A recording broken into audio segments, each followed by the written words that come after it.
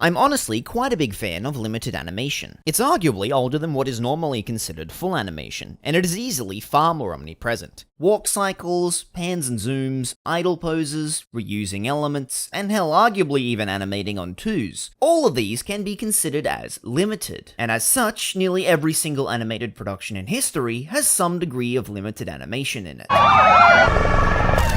Being an animator myself, which I just would clarify if this doesn't make my opinion any more valid or invalid. Yeah, no, I'm not doing that whole thing again. Seeing what an artist comes up with while using suboptimal resources is where I think their real talent as a creator shines. Ani ni Tsukeru Kusuri wa nai, and it's currently airing At the time of this recording, second season, consists of 3-minute episodes centered around a pair of bickering high school siblings. It has fun and diverse character interactions, some pretty good gags, well-voiced cast, and it may single-handedly save Japan-China relations. But in the end, the most immediately notable thing about the show is its unique approach to animation. Typically, anime projects utilizing severely limited animation tend to sacrifice one of two things. Sometimes character designs are incredibly simple and geometric to make manipulating them as time efficient as possible for a smoother rate of motion, as is the case with director Rareko's more famous Aggretsuko. In other cases, the designs have more detailed anatomy, but then the comedy tends to arise from how stiff and motionless the characters are, which can be seen with Studio Trigger's early works Inferno Cop and Ninja Slayer, as well as the also currently airing at the time of this recording, Gaikotsu Shotenin Honda-san. But Ani ni Tsukeru doesn't sacrifice either of these things. The designs are actually quite dexterous and detailed,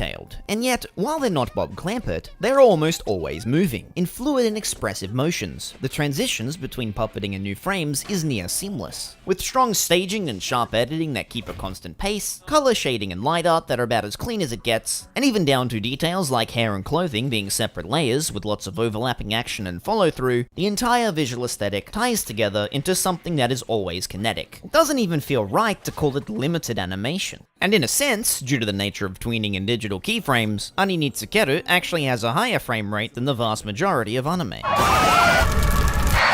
To this day, it's hard to escape the stigma associated with the term flash animation. never mind the fact that Flash doesn't even exist anymore, it's called Adobe Animate, you nimrods.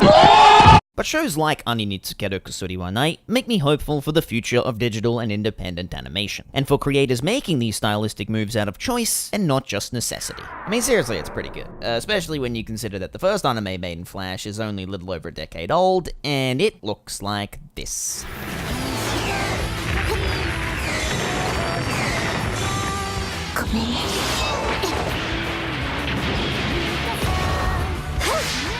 TheCynicClinic